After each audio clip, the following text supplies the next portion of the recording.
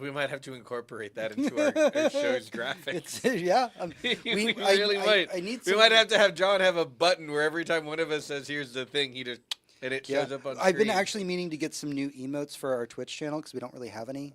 We have like one of Jenny for ages ago and haven't done any new ones. So we can take a little picture of this. Yeah. The thing with a tie, because I don't know, I get weird with twist ties. Define spray?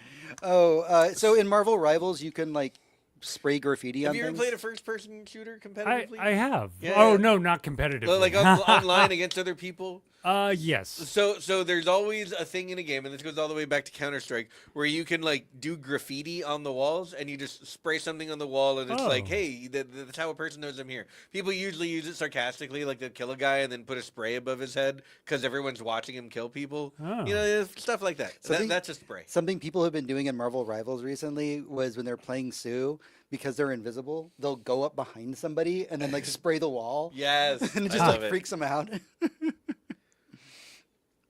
All right. You guys ready to do a show? Mm-hmm. Yes. All right. Here we go. Prickly pear. Welcome, everyone, to Good Night and Good Game, your source for geek news for the weeks that were. I'm your host, James, and with me, as always, is my wonderful co-host, Hector. Hello. And our fantastic producer, John. It's me. This week on the show, after the news, it's time for us to finally talk about the Ironheart TV show. But before we start, don't forget that you can head over to goodnight.gg, where as a patron of our show, you can suggest topics for us to talk about. Also, as a patron, you get access to our off-week episodes. And we have kicked off our Tales from the Crypt series watch, and we just dropped the first episode for free, and just got done recording the second episode just before this. All right, with all that out of the way, it is time to get into the weekly raid. The weekly raid. Welcome, everyone, to the Weekly Raid, your roundup of this week's geek news. Kicking things off this week, in case you missed the drop, the R-rated trailer for the new Mortal Kombat movie dropped this week, and it's something. It shows off Carl Urban playing Johnny Cage, and I mean, I'm gonna watch it. Yeah. But it's questionable. I mean, when you get a Wu-Tang Clan drop in the middle of the Mortal Kombat theme, and I just, like, I didn't want you to get me, but you just came out and you got me, and here I am. So, thanks, bro. It's interesting because we did watch the original Mortal Kombat, not the original, but the one that came out like 2021 or something. Oh, you're talking like the Scorpion movie? Yeah. Or there was another Mortal Kombat, yes, right? because this is a sequel to that movie. Oh. This is a sequel to that movie that we that got movie like didn't have Carl Urban, right? No, it didn't. Okay. Johnny Cage was not in that movie whatsoever. Yeah.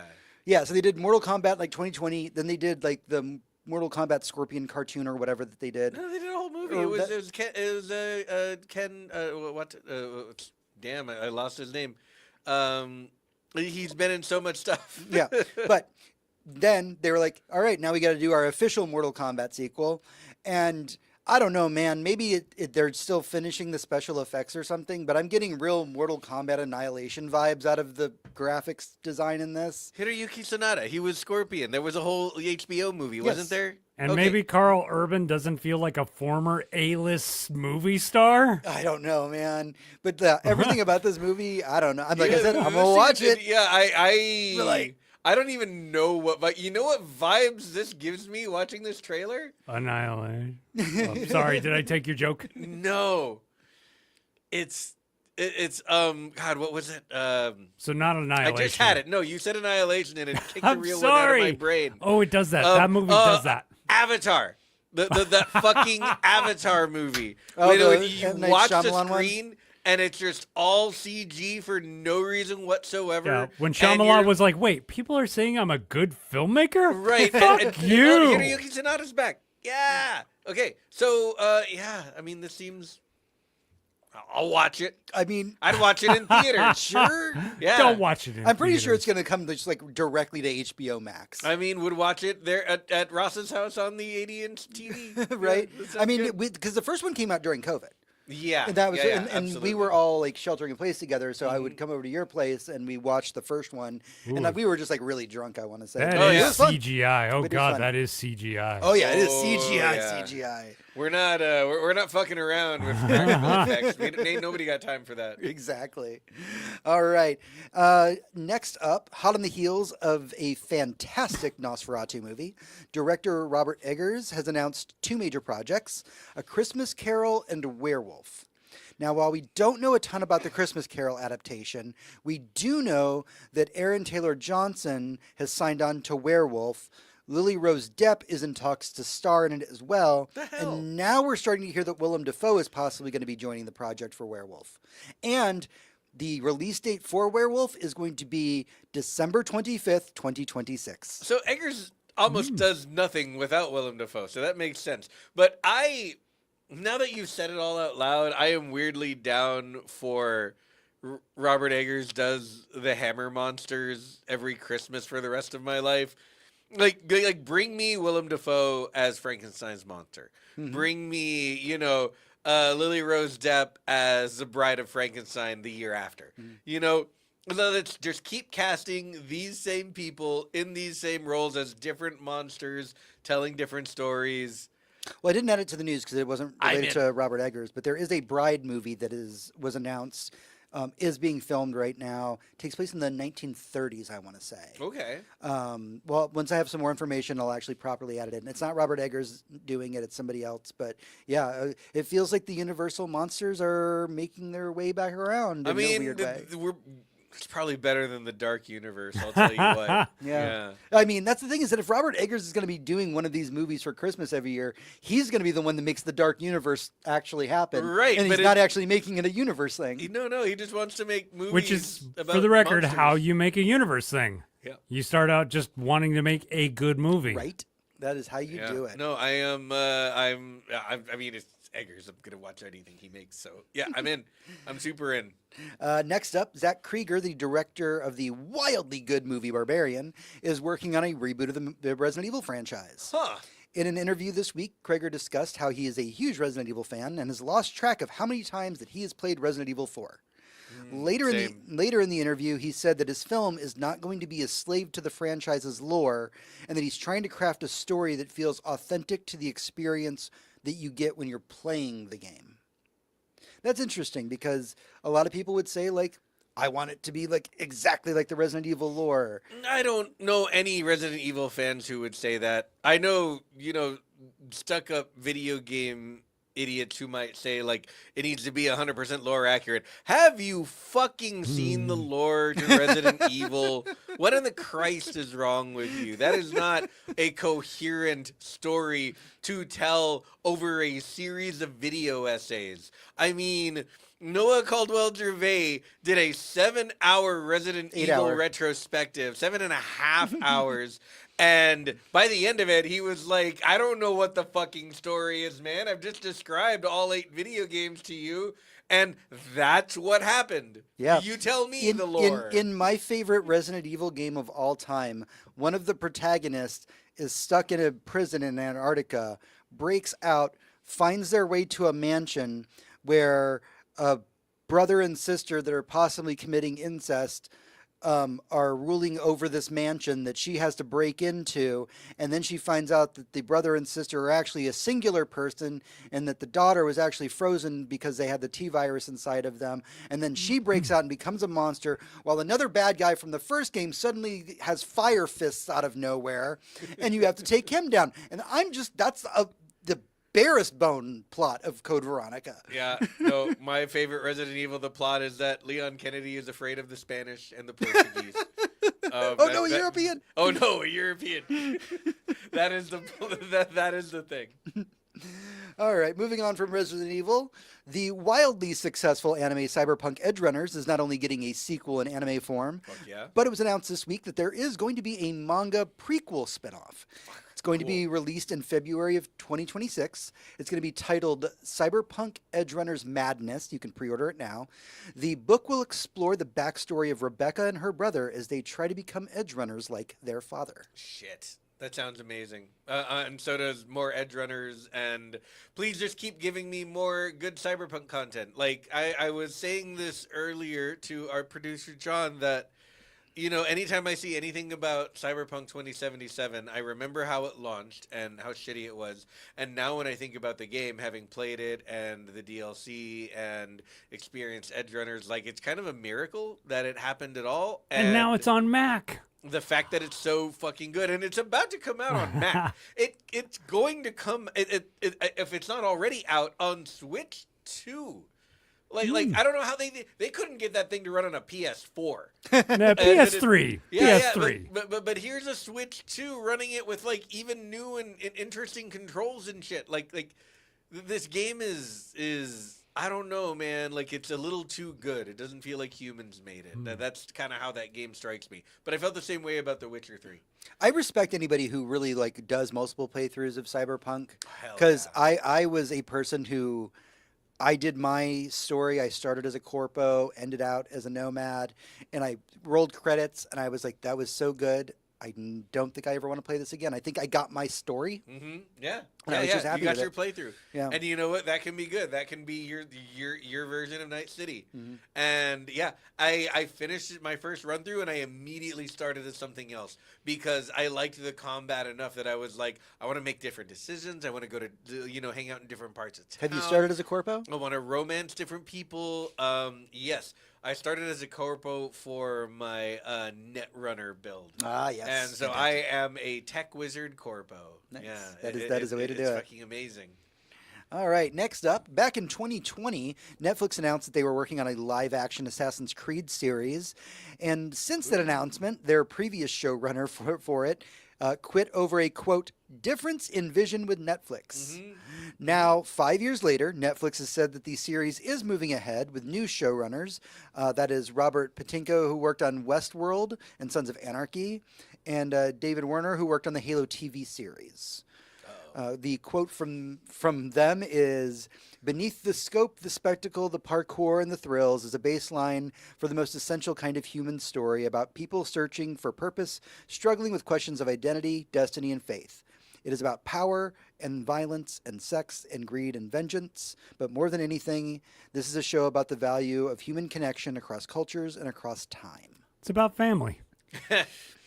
Look, like, That's a really philosophical way to Can we- put the game where you jump into hate. Can we, and I'm Right. begging society as a whole, can we pretend Assassin's Creed already did a whole streaming series? In fact, they did 2 seasons like 4 years ago.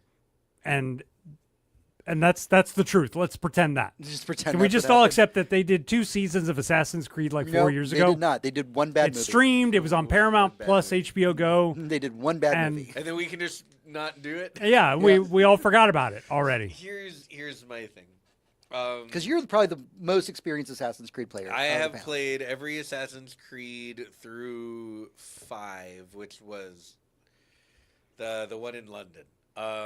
And then I stopped once it started getting once they completely dropped off of the reality bits. Basically, 4 is still the best. Black Flag is still the best, probably forever. It needs a remaster. Ubisoft, if you're gonna do anything good ever again, that's the one.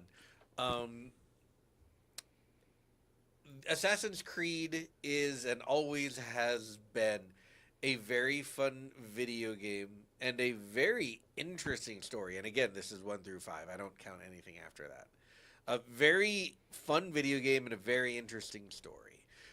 And if I were to adapt anything to television, it would be the very interesting story, and it would require great actors and a really good script writing that understands the story that they were trying to tell and like gives a good amount of time to each character so that you can like really see what's happening. And we've had stuff like this. We've had Game of Thrones or the Borgias or like so many really good dramatic TV shows about these kinds of points in time. Really good stuff to be happening there. The thing is, those shows would have sucked if the main character spent half of every episode doing parkour. like a lot. Like I would have gotten so sick of that shit. So I don't know. The Tudors could have been even better. the It was tutors would have been better if you had like just a bunch of parkour going just a on. bunch of Henry parkour VIII going with some on. parkour. Yeah. Yeah. Bring me your head. Yes. And you just like wall jumps. What I find interesting about this, and again, this is somebody who I do not play this series. I do not care for it. I try every couple of years, and I just get bored to tears. But they keep mentioning in this quote here about how it's going to be across time. I like that. So it sounds like they might be holding on to the original premise of Assassin's Creed, the part that I actually liked, Yeah. which was it was a story that took place over decades and eras because they were using this virtual reality program to Yeah, understand the idea past. was that you sit in the machine and it connects, it decodes your DNA in a way to connect you to whoever your ancestors might be. And they just kept grabbing people whose ancestors were like people or assassins or whatever, and they would have them relive those memories so that they could record them and like record parts of history to try and find out where things are now. And we're talking about artifacts, ancient artifacts, stuff like that. Cool premise, cool idea, and very well carried out over the course of several games. Definitely like the first Assassin's Creed and the entire Ezio Auditore trilogy. So like the first 4 games basically before we got Black Flag. No, that was actually the first 4 games before we got the Native American one, which was 3. God, I forget the title Wasn't of it called like Freedom or something like that? Something like that. Liberty was the French one. Okay. So yeah, I forget what the native one is called, but it was good. I had a good time. I killed a lot of bears for their skins for training. But yeah, it was always an interesting story. It always had a little twist here and there, and you were interested in the fight between the assassins and the Templars. Brotherhood? Brotherhood. That Yes, yeah, thank yeah, you. yeah. And those that could be very, very good television. But you need to, whoever you are, whoever's making this, don't spend the entire time referencing video games and or putting in Easter eggs for fans of the game. We all played the games that you will be referencing like 20 years ago. So don't like I played those games on a PlayStation 3. So don't feel the need to do any of that. Anytime you get the compulsion to do that, take that bit of your script and throw it in the trash. And just keep making an interesting show about Templars and assassins through time who have plans upon plans upon plans. These people are the Bene Gesserit, basically. You know, their plans are measured in millennia. Right. So make that the core of your story, and you have a good thing. If you have a very handsome young man parkouring over buildings, I will immediately watch something else. All right, everybody. I think we've had way too much fun this episode. So that means it's time to talk about video games. Fuck. Steel Hunters, a free-to-play extraction shooter, has announced they will be shutting down their servers by the end of the year. What? So keep in mind, this game was revealed at the 2024 Game Awards, and it launched in April, and it is July Yeah. at time of this recording, and it shuts down in October. Yeah, it's hard out there for a pimp. What do I say? Like, if you launched a live service game here in the past year, I wish you all the best. I would polish up my resume. Like, honestly, we're watching the trend die before our eyes, and it's been dying. The words extraction shooter are coming up a lot when people are talking about failed games. Oh yeah, extraction shooters, or I mean, Well, live anyone who service tries to in make a new general. battle royale. But live service seems to be the big thing. It's people aren't coming home and spending all their time. Well, they are, but you know what it is? There's like a dozen companies, and also, you know what it is? It's the lack of physical calendars. So nobody has a sense that, oh, there's still only 7 days this week. Yeah. Shit. Oh. Yeah, I guess I could play 5 of these games one a night. Yep. For the rest The lack of of physical my calendars, life. kids.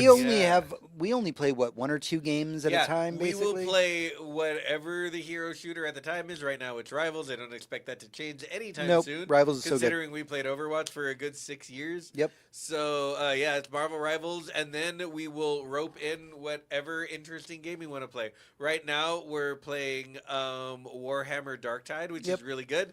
I expect us eventually to switch off to another survival game before we played V Rising. I know I'm We very need to finish V Rising. We do need to finish V Rising. playing Grounded because Grounded 2 is coming out. Mm. I'm very interested in Subnautica 2 because it has co-op and I want to be underwater with my But yeah, we homies. only have enough time with our busy lives to have a couple hours a night for the gaming with the boys, basically. Exactly. So, Like- it's either, a fun survival game we can all play together and like craft and I can like build us a house. Yep. Or it's, an extraction shooter to get our dailies and weeklies done. Yep. Lack of physical calendars, kids. Yeah. Yep. So, by the way, the player count for that game, Steel Hunters, Oh, no. never hit above 5,000 users. Ouch. And at time of reporting, they have a little over 200 players consistently. Aw. All right. So, Ken Levine, the creator of BioShock, Mm-hmm. was interviewed this week on their upcoming project that feels very BioShock-like. That's called right? Judas. Yep. Yeah. I forgot about that one for a minute. Now, Levine is a complicated figure in the history of video games, and I'll talk more about that in maybe a later episode. He was notoriously very difficult to work with. He's a bit of a... He's very full of himself. The diva.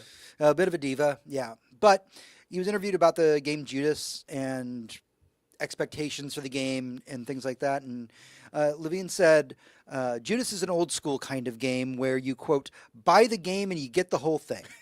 There is no online component. There is no live service because everything that we do is in service of telling the story and transporting the player.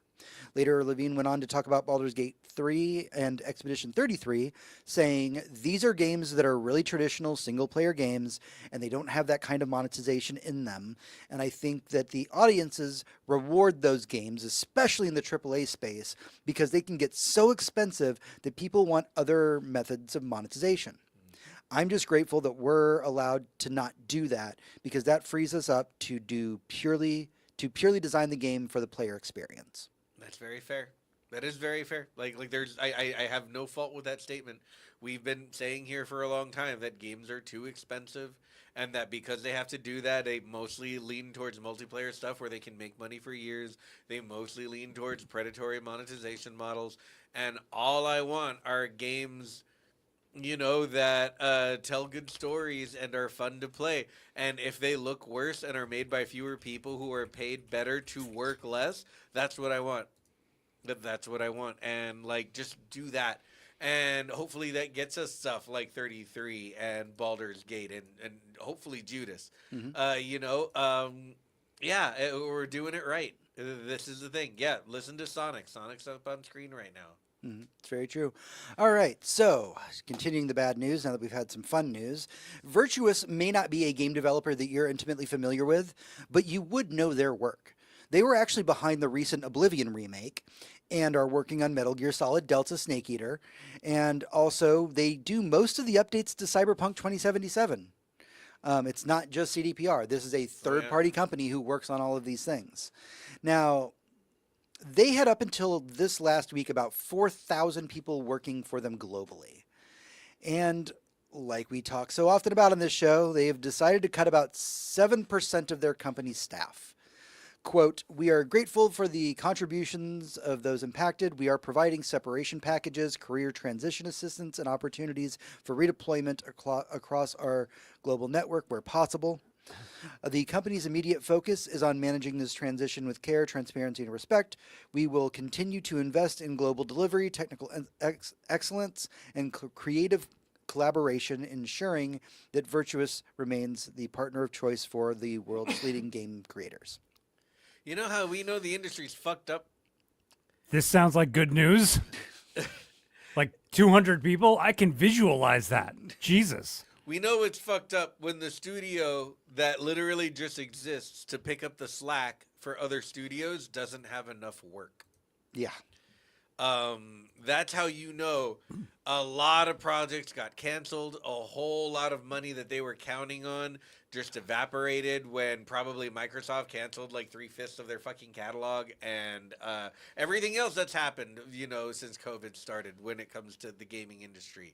Just layoff after layoff, canceled project after canceled project, truly incredible projects. That one that Microsoft just canceled by Rare is like, oh, what the fuck? How could you do that? Why would you do that to yourself? But that's the kind of stuff that the studios like these were helping with. I'm sure their fingerprints are all over probably some of your favorite games. And now they don't have enough work to keep their doors open. and unless they cut their staff. And given the amount that they're providing them, as far as like trying to carry them over to the next space, like that means a lot. That says a lot. It's not like 2 weeks notice and a slap on the ass. I think this is one of the few times we've heard that kind of statement from a company. Most of the time, it's just like, yeah, we just needed to make more profit. Sorry. Yeah. And that's the difference between these announcements, because most of the time it's, hey, we need to meet our quarterly earnings. We're axing 9,000 people, and they watch their stock line go up. These guys were like, hey, we got to get rid of people. Here's what we're doing to help them. We hope they land on their feet. Yeah. But seriously, I'm like weirdly impressed. You say 7, and I immediately add like 3 zeros to every number. I'm like 7,000 people. That sounds about right. No, 7%. 7%. Oh shit! What is that? 200 200,000 people. That's like a small country. No, just 200. 200. Oh, Yeah. I can visualize that like on a table. Jesus. Okay, that's the least bad news I've heard in this area in a long time. True. Yep, Very it's true. very, very true. Yeah, and I don't even think the website is currently fully up to date, but there is a website that is tracking games industry layoffs. Currently, as of 7/3/25, the Airtable was updated at about 4,000 layoffs in the games industry this year. That is This year, it's that's July. that is about 2 weeks off currently. So there's going to be Yeah, does that have the Microsoft numbers I don't in it? I don't think it has the Microsoft numbers Oh, in it fuck. yet. So yeah, that's going to be we'll have another update when it happens. All right, final bit of news before we get into our main topic, and that is Rafael Colanado is one of the co-founders of Arcane Studios, the minds behind Dishonored and Prey. Hell yeah. And he opened up on X this week in the wake of the huge layoffs at Microsoft and had some very strong feelings about Microsoft's Game Pass. Raphael said, quote, I think Game Pass is an unsustainable model that has been increasingly damaging the industry for a decade. It is subsidized by Microsoft's quote unquote infinite money, but at some point reality has to hit. I do not think that Game Pass can coexist with other models. They will either kill everybody else or they will give up. And he went on to say that he was fed up with Microsoft stating that Game Pass doesn't affect the sale of games. Yeah.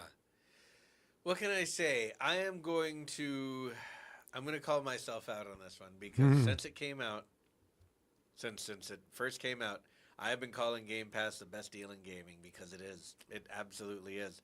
$10 a month for like first party games day one, for like a bunch of indies and a bunch of AAA stuff on day one, and not just Microsoft stuff from all over the sphere. Just great deal on games. And it wasn't until recently that I realized how much effect that has on the way people value your product and what they're willing to pay for. And when I think about what it did to Xbox hardware alone, there is no reason to own an Xbox without Game Pass. And right now, if your game isn't on Game Pass, there is no reason to port it to an Xbox. They cannibalized one of their business models with another. And I think they knew they were doing that, which is why they've been so unfocused on hardware. But the whole situation is, that as this gentleman said, completely untenable. Games should not. Every game ever made should not be $10 a month. That is. That is not how you have art continuing to be made. People need to be paid. People need, if they're going to do this for a living, if they're going to entertain people like me who loves this shit for a living, like it can't be $10 a month. Even from every human on earth, it's not enough. These games get more expensive all the time, and that's the fault of technology and demand, not anybody who works inside the industry.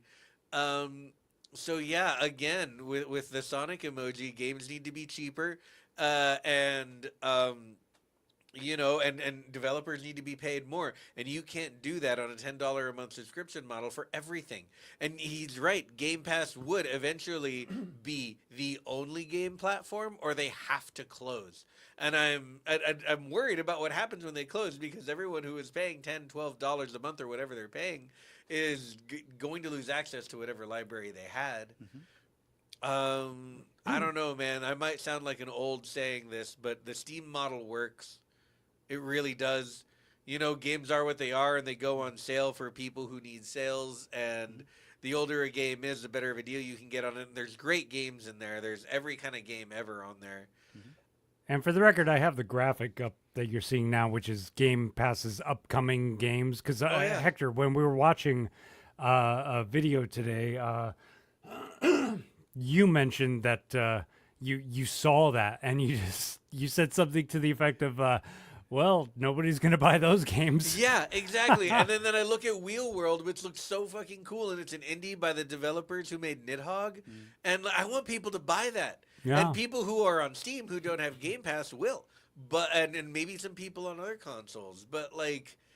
They're gonna sell fewer copies because they're coming to Game Pass, and Game Pass numbers are hard to track. And a studio with infinite money can afford to say, "Well, look at how many people played our game. That's like stock value, right? Like we can sell that to the higher ups. Oh, absolutely. Our line might go up, Mhm. but the studio that made the game isn't gonna get any of that money." Yeah, I mean, one of the biggest pieces of news that came out over the last few months when Expedition 33 came out was basically along the lines of, this is how many copies Expedition 33 sold in spite of being on Game Pass. Yeah, without Game Pass. Like Right. those were the numbers they had to present. Correct.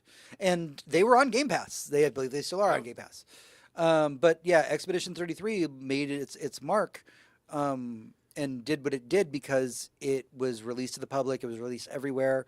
But when you have and we should dedicate a much longer boss room to this at some point where we can kind of discuss the Game Pass model I'm and sure why once I it's. finish 33, we'll do a whole episode. We could do a whole episode on it Yeah. and kind of what that means to publishers. I also have some friends that work in the games industry. I might reach out to them and ask them just personal opinions about the Game Pass model and what it means for them. But yeah, we're in a very complicated time where something like Game Pass is such a great value, especially somebody who is like me, poor most of my life. The idea yeah. of a Game Pass is like, I mean, that was one of the reasons I had Xbox Live as long as I did, even when I was poor, because I only paid so much a month. But hey, I got like 3 free games a month. Yeah. And it was great, and that's the reason that I still see Game Pass in that same light. But we need to sit down and actually discuss the economics at some point about Game Pass, what it means for the publishers. I might have to do a little research on my part just to speak to some people in the industry so that we can speak more intelligently about this. But yeah, Game Pass it's a great deal, and it also might be hurting developers, and we need to have a serious conversation about that. Yeah. The model is bereft. Look, we have other studios. Sony, PlayStation Plus. I don't like that they charge you to use the internet. That's fucking stupid. Stop it. That being said, there is a value that comes with PlayStation Plus in that they give you a couple free games a month, and they're not the game. The week God of War Ragnarok came out, they didn't give you God of War Ragnarok, but 2 years later they did. Yep. Because if you haven't played this, you really want it. And also here's a couple indies and even a couple PS4 games if that's who you are. But there's always a little smattering of something to keep you there. That's a decent model. That's a good value, and you could argue $10 a month for something like that. But All those PlayStation games are permanently in my library. Yeah, exactly. But the day one AAA releases, from studios from games that cost $300 million to make, what are we going to do with that? How are we going to do that? Come on. All right, well, that's everything that we have for the news this week, but stick with us as we get into our main topic in the boss room.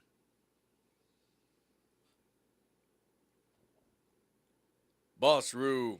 Hey, everyone, welcome back to the show. It is time for the boss room, sometimes related to the news, sometimes not.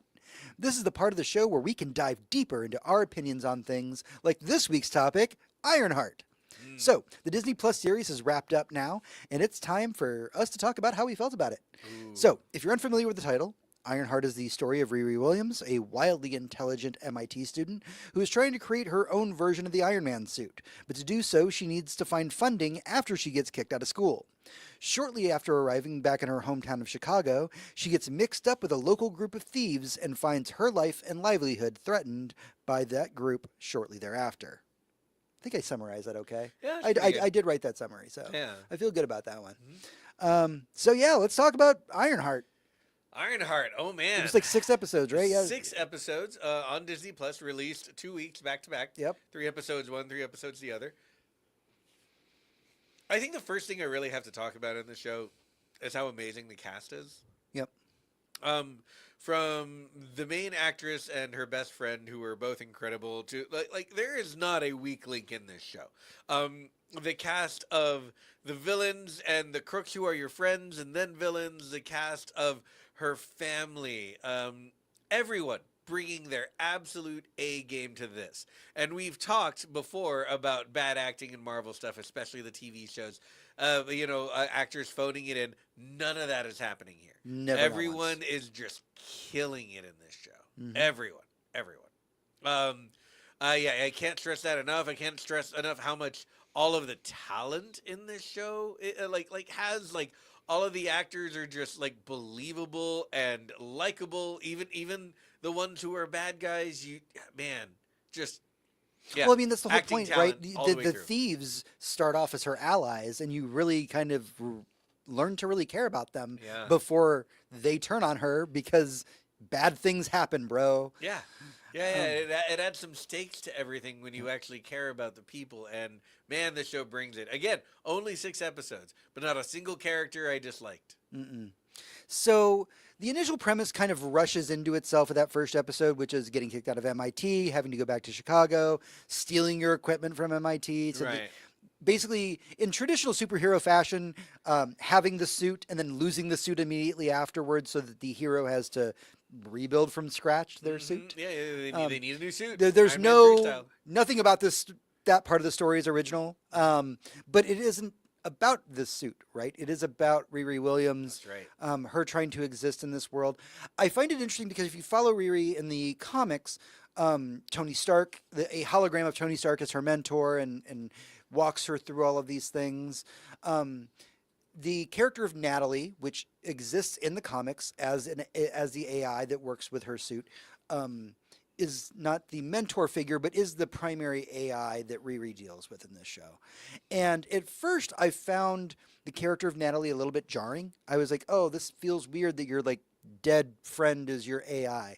But man, by the end of the series, I loved the two of them because their chemistry in every scene felt like two friends. Like I felt like if like I had an AI of you in my suit, that's what it would like. We would be talking shit to each other like that. Yeah, no, they made it incredibly natural, and they didn't walk the audience through the moral implications of it. They just let it sit there. They just let you sit there with the characters looking at an AI of your dead best friend and going, is this too weird? What does this mean? You're not them, but you are to me. But you're not them, but it's not bad that you're here, and I need you just like I needed them. It's emotionally torn, but also very interesting. Every character that gets to meet the AI is somebody who knew that character in life. That's right. And part of the interest, the really fascinating part of that is how each different character kind of reacts to it, because you have like Riri's mom who's just like, Riri's mom oh, thinks it's great. amazing. This is awesome. Like, she's like, that's incredible. I can't believe how talented my daughter is.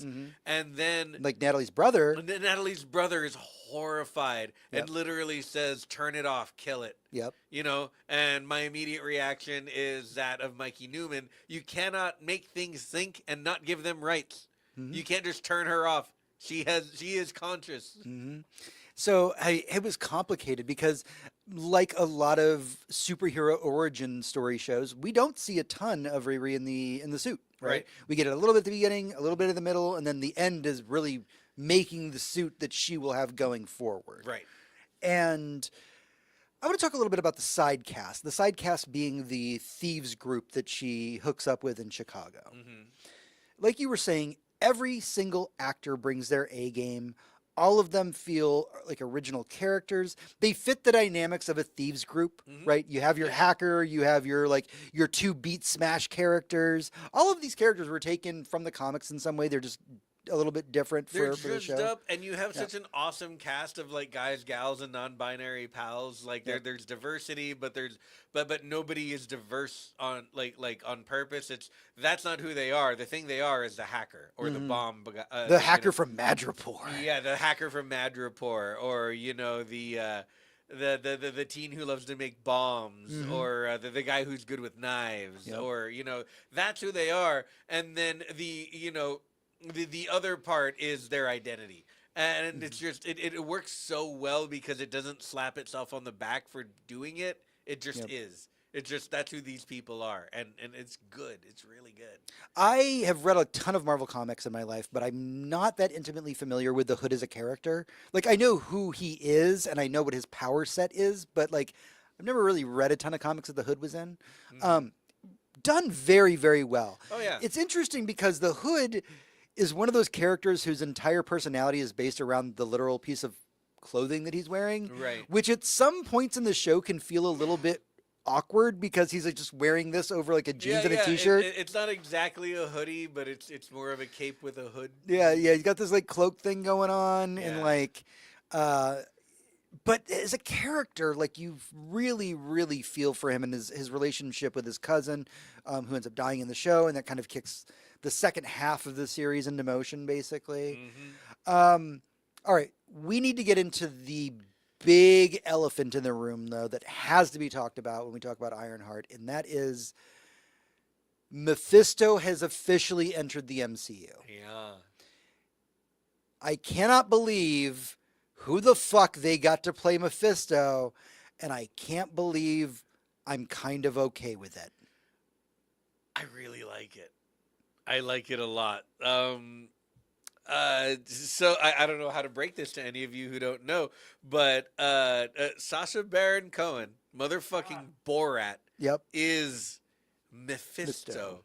And I, if you would have told me beforehand, I would have been like, is that a joke? How is that supposed to work? Yeah. And I know he's a good actor, and I know he can sing. I know he's theatrically trained. I mean, he's in Sweeney Todd, for Christ's sakes, and he's amazing in it. But I didn't peg him for this at all, and I didn't even really peg him in the MCU, to be honest. But this is kind of perfect. Like the role as well. He switches up accents. He feels oppressive without feeling overly powerful and demonstrative. He's just like, he has this aura that he carries with him that, like, I probably shouldn't fuck with this guy. Just it's good. It's really, really good. He does such a great job. Again, the cast, 10 out of 10. Yeah, if you had told me, like, to my face, like, hey, we're going to cast Sacha Baron Cohen as Mephisto, I would have been like, this is an April Fool's joke, right? Right? The My Like, Wife guy? you must be, like, fucking with me. Yeah. And then seeing him on screen, man, he has a gravitas to him. Oh, yeah. He has the playful demeanor that Mephisto has, but then he'll stop and say something really serious, and you're like, oh, you're not fucking around, are you? Yeah. It's good stuff. We're eating good. And from what I understand, like from behind the scenes, like people loved working with him. They were Oh, just I like, believe he's it. the most hilarious motherfucker to work with. He ad-libbed a lot of this stuff, where he could. And he's a And consummate professional. Yeah, apparently just absolute fucking professional. But yeah, Sacha Baron Cohen as Mephisto. We officially have entered that part of the MCU, and it's cool to see. And I think that's something that's not really talked about that much. But Ironheart, while we have these like weird side appearances, because we have the appearance of what's his name's son. God, I cannot remember the character's name from the very first Iron Man movie. The bad guy. yeah. Jonah. So the bad guy from the very first Iron Man, his son, Yeah. is in the show, and it's a fairly minor plot point. Like Obadiah Stane. Obadiah Stane. Thank you. There it is. That character, his son's in it, and he kind of helps move the story along because of his like direct connection to technology, and that's kind of like the Iron Man tie-in that they're kind of going for again. But really, the crux of Ironheart is this story of technology versus magic. Fucking tale as old as time, and it never gets old in my opinion. No. I eat this shit up. You give me technology versus magic in anything, fucking Shadowrun, anything. Like, I will put it in my face. I want it. And it's cool. It was cool to see like the magic side of it with Mephisto and getting to see the Hood and like even Doctor Strange references, by the way. Oh, yeah, There's yeah. a full on like whole Doctor Strange bit where they go to like this little magic shop. Like, holy crap, that was so much fun. Yeah, it's good stuff. It's stuff I wasn't expecting, which was great because I think this is the magic of the MCU comic verse that we're finally seeing on screen is unexpected crossovers, even with characters you've never met before. But it's like, oh, these are wizards. Mm-hmm. Like we just wandered into a wizard shop, and like I didn't think we were going there. I thought And, we were and there's just these in, the fucking reactions of the characters in this show are so realistic because like you walk into this shop and throughout the first few episodes you're kind of mentally almost making fun of like Riri's mom's friends who are like oh yeah, like we're like throwing down our tarot cards and we're gonna burn some sage in your face and all this stuff, and you're like aha, they're like that kind of hippie pagan.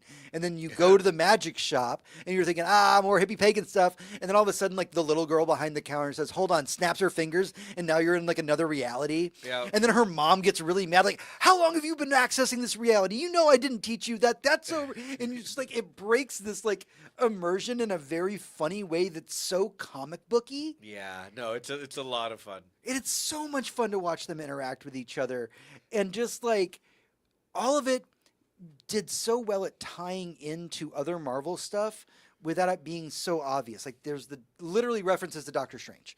Like, but it's never a direct reference. You're just like, Right. oh, that's what a portal looks like. I see that. Yeah, it's like, Yeah. why didn't you send her off to Comertage or something? Yeah, like yeah. that. They keep making comments about Comertage. We were all sitting on the couch joking, like, man, Comertage for being such a secret place. A lot of fucking people sure do seem to know about it. Like, people who do magic anyway. yeah. And basically the show makes that joke as well. Like, it's just like, yeah, you couldn't go to Comertage because like something had been going on. I mean, everyone in the MCU universe has like social media, and they've seen a wizard flying on their phone. Right. Like just You go have to New York accept it. City. Yeah. That's a thing that happens. Yeah. Now, I will say to kind of like, now we've been like really glowing up this show a whole lot. I will say like, overall, I'm not going to put this in like the top 10 of MCU shows that have ever been made. No, and It's decent. It's a fun watch. I did not feel bored, and I do not feel like my time was wasted. here's the thing about MCU shows, right? Like they are so rarely incredible. Like they're so rarely, and WandaVision. even the ones that aren't the entire time. We recently watched, Daredevil Born Again, and that had some absolutely amazing moments in it, amazing episodes even, but it wasn't great start to finish, and that's not the bar.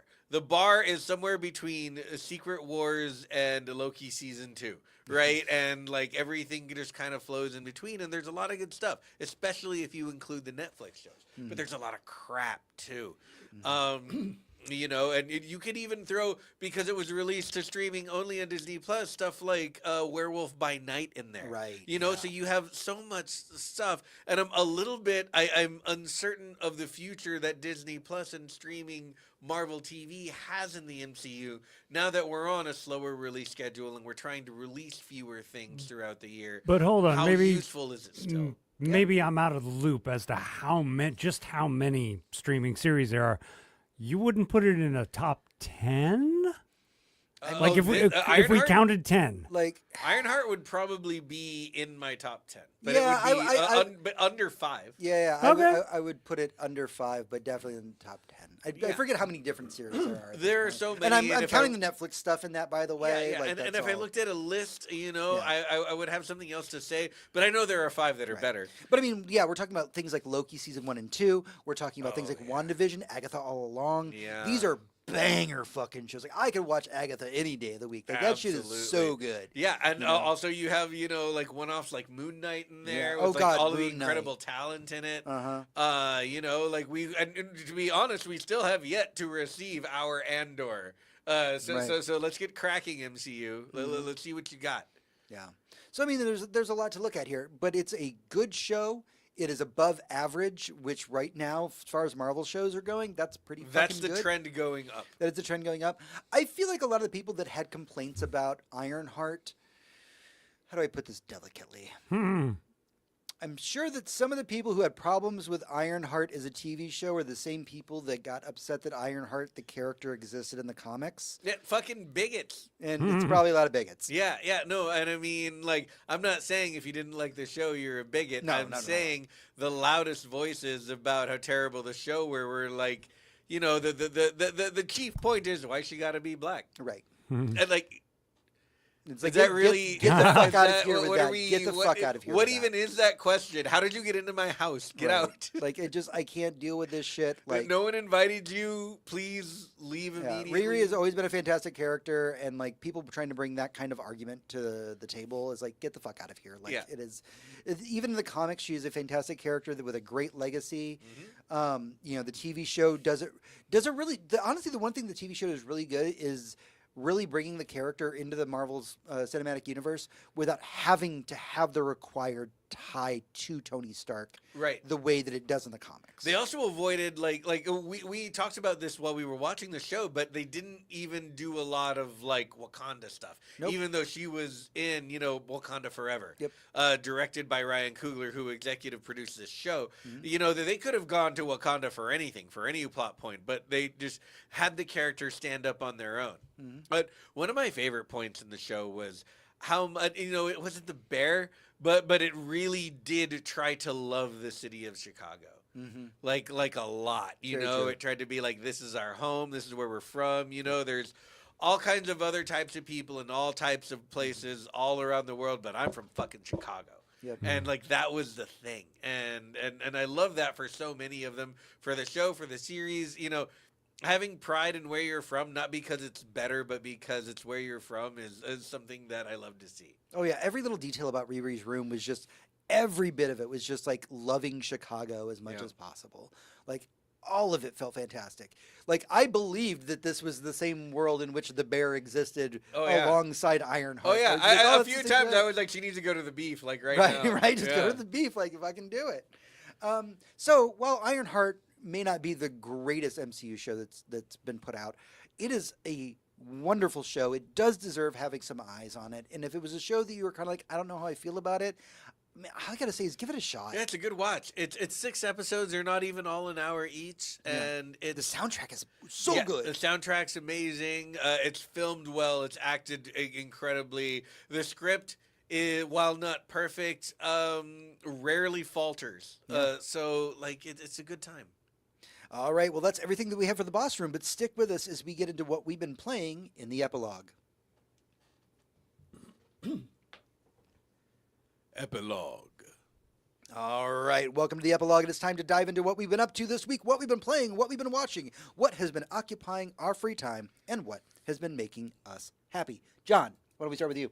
I finished Borderlands 3. Good job. And I am here to say, overall campaign, not the narrative wasn't quite as strong as Borderlands 2, but with the DLC and the quality of life improvements, to the actual playing, being able to jump and grab stuff, and being able to, ditch all the trash loot as you collected the trash loot. I sadly can't go back to Borderlands 2 anymore. Well, you're now officially ready for Borderlands 4? Yeah. Quality of life improvements they Yeah. get you every time. And the DLC was fantastic. Like, and also the humor, the cringe humor, it was 1-to-1 exactly on par to Borderlands 2. Go back, play them both. Trust me on that. Okay. But yeah, it was fun. I am excited. For Borderlands 4. Yeah, cautiously. I am cautiously excited. I am excited to wait a full month before actually purchasing it because I am not pre-ordering. I am not doing day one. I suggest here and now we commit I to agree. 4 weeks Yep. for Borderlands absolutely. 4 because Oh, yeah. fuck Randy Pitchford and yeah. his anti-rant against poor people, I guess. Yep. Yep. Yeah. Fantastic. Well, now you're all ready. It's good to hear about it. Yeah. Can't wait to hear what you're going to be playing next. Should be good. I think I'm going to try. I'm trying to get my lady to sit with me, and I'm going to hand her the controller to do Little Orpheus. Ooh. Huh? Yeah, have you guys played that? Good luck. I have not, no. It's very much a side-scrolling, occasional jumping narrative. Yeah. So I think she's going to be down for it. All Have you right. ever heard of Thomas Was Alone? No, Thomas was alone. I would check that one out. Okay. Same basic idea. Interesting narrative over the top. Very little required of you mechanically except to solve puzzles. You are a shape, like a square or like a Tetris shape, and you solve little puzzles by fitting into places, and the narrator talks about you in a snarky British accent the whole time. Huh. Thomas Was Alone. Yeah. Copy All that. right. Hector, what have you been doing? Well, besides the last thing we'll talk about, let's see. What have I been doing? I've been working a lot, man. Yeah, work. Uh, Other than that, I've been playing Rivals again with the boys. New Yeah, season's out. It's baby. been a really good time. Been pumping a bunch of time into Darktide. Unfortunately, I haven't put a lot more time into 33 lately because work is hard and my weekends are full. Mhm. But as soon as I get some time, I'm going to finish that bad boy so that we can do our episode. Oh yeah, we're gonna do a full-on big old spoiler episode about Oh 33. yeah. I watched a video that our producer John made. I got an early sneak peek, and I think it's great. And we'll tell you all about it when it launches. Thank you. That's on his own channel, not ours. So you should subscribe and like and stuff. Link below somewhere. Yeah. But other than that, yeah, no, I watched and finished the fourth season of The Bear. Is it fourth? Yeah, The yeah. fourth season of The The Bear. Bear, yeah. It was fantastic. I mean, that's probably great. why I've been mentioning it. I've got it on the brain. You're Yeah, just thinking about all that beef. yeah, I want more beef in my face, please. You heard me. Let's see, what have I been up to? So I got a Steam Deck because we're going to Japan. Fuck yeah. Yeah. And so that was the present to myself for the very long plane trip. Instead of playing something new on my Steam Deck as my first game, I decided to pick up something that I played before, but I played previously on my Switch, which was Hades. Yeah. I have now, and I've only had it for about a week. I've rolled credits for the first time. Nice. So that was my 10 wins. Man, the Steam Deck is so good. Like, I can sit here for hours and talk about how good Hades is, but like, now that I've had my hands on a Steam Deck, holy shit, is that fucking little machine so good. It's an amazing piece of kit. It really is. There are so many games that I want to play that I only have on Steam, but sometimes after 8 hours of being at a desk for my job, I find it hard to want to sit at a desk and play a long form game. Right. Like Cyberpunk I did, but that's just because I wanted it something that looked graphically better. But for the most part, my computer is used for either our podcast or whenever games with the boys after work, right? Yeah. That's like 2 hours and then I'm back on my couch playing on my PlayStation Portal. But yeah, the Steam Deck is a great piece of kit. It felt really good. I got the OLED model. Yeah. Really like that. Do you ever play Marvel Rivals with the Steam Deck? No, because the thought of playing that game with a controller makes me shudder. Oh. Oh yeah, you'd have to be a Spider-Man main. Yeah, I'd have to be a Spider-Man man. Nobody likes them. Nobody likes them at all. What else have I been playing? Death Stranding 2 I have been playing the heck out of. I actually took about a week and a half off of it. I am right at the end of the game. I have been loving it. I have been having a great time. I don't want to give a final verdict about how I feel about it until I finish, but right now when we're having the Game of the Year talks, I still feel like 33 is my game of the year. I Yeah. love Death Stranding 2, but like 33 is just bringing something to the table that's so wholly original. I'm just sitting here waiting for Ghost of Yote, man, because Yeah. I think that might snatch it for me. But we'll see. I haven't finished 33 yet, and you know what? 33. It might be one of those years where I'm like, 33 deserves it, but I wish it was Yote. Yeah, there you know, you go. We'll see. We'll see. But yeah, I'm so excited. TV show wise, Squid Game is all wrapped up. Finished that literally last night before I went The to bed. first season or like all new of it. stuff? All of it's done. Oh, It nice. is- It is done in air quotes. You'll understand what I mean when you see the final 30 seconds. Okay. But it is all wrapped up as far as the stuff going on in Korea. It's fantastic. Definitely worth watching. The games are always interesting, as always. The way they managed to get everybody back to playing the games, especially after like the way the first season wraps. But yeah, there's only 3 seasons of it. It's all out. Or I think it's technically only 2, but the first was broken into parts. So yeah, go check out Squid Game. All right, last thing we got to talk about, and we are going to keep this spoiler free, but we do need to briefly mention it. We went and saw Superman. Jesus Christ, that movie was so good. Superman. I cannot- James Gunn's Superman. I can't stop thinking about it. I What can't can I stop fucking talking say? about it. I can say, and I'll send the link to John so we can put it in the links at the bottom of this. There is a playlist on Spotify that James Gunn put together, where he himself takes a few seconds to talk about how he, in the process of writing the movie, made a playlist for every important character in the movie. and he gives a little introduction to what he thought about their personalities. It's like a 5 to 10 second clip of his voice being like, "This is why I chose these songs," and it gives you about an hour of music. And there's like 12 of them, and they're all in one playlist, along with the actual soundtrack and stuff from the movie. It's incredible. The movie is phenomenal. It is, it's hard. It's so hard to get people to admit to liking Superman, one, because people think it's basic. I don't know why, but they think it's basic. And then to get people to admit that Superman is interesting, and that the cadre is interesting. Mm-hmm. And this movie just takes all of that and balls it into a little ball and yeets it into the sun, and just flashbangs you from minute one with excellent Superman, like just story and gravitas, and you feel Superman the entire time. Did he punch anyone? I mean, there were Punch so many punches. people. Of course, there are punches, but he spent most of the movie trying not to punch, and that was great. He didn't have to murder Zod in the first movie. It was a lot of Superman trying to be Superman. And Superman, if you know anything about Superman outside of the movies, the 3 or 4 movies he's been in, is that, he's part of a team in a world full of metahumans, and we get to meet them, and we get to see how they would interact with a character like Superman. And not in a look at all these gods, Zack Snyder sort of way, which I do not dislike, but in a very different, like, hey, we're all on a team, and look at this guy from fucking Smallville. Probably about 3 or 4 weeks from time of recording this podcast, after the movie's been out for a good month or so, we are going to do a full boss room that really is going to be a full spoiler discussion about Superman. But yeah, and I'd like to use it to talk about all of the Superman, there's so much to talk about when it comes to this movie. I will say the biggest positive thing that I can say about a movie is that if I come out of a movie knowing that I smiled through the whole thing, man, that's a certain type of Hollywood magic that you just don't get.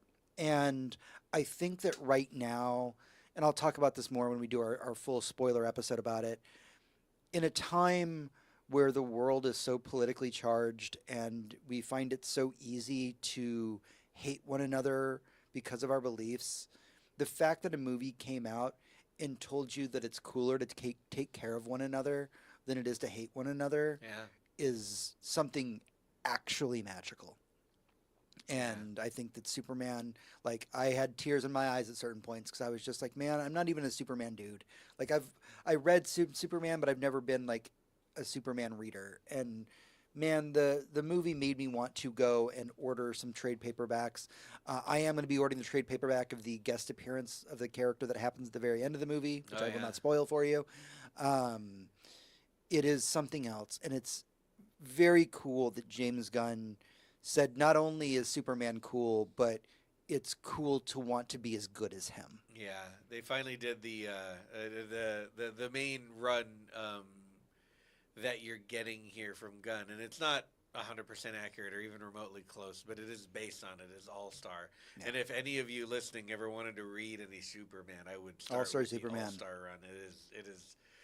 It thinks about Superman in ways that you certainly haven't gotten in television or movies, but even for comics, it was rare and interesting. Also, just another recommendation: pick up Superman versus the KKK. Oh, also, yeah, absolutely. It's called Superman Smashes the Klan, Yes. and it is awesome.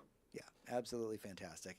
All right, that's everything that we have for the show this week. Don't forget that you can head over to goodnight.gg to be a patron of our show.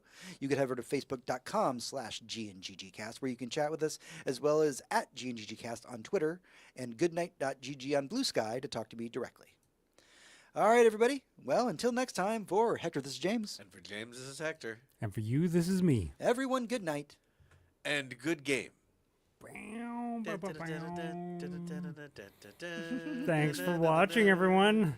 Oh, yeah, the Willow was all over us tonight. Oh, yeah. Well, towards the end. She likes to make her appearance. Oh, yeah. She did, yeah. All right, have a good night, everyone. Night, y'all.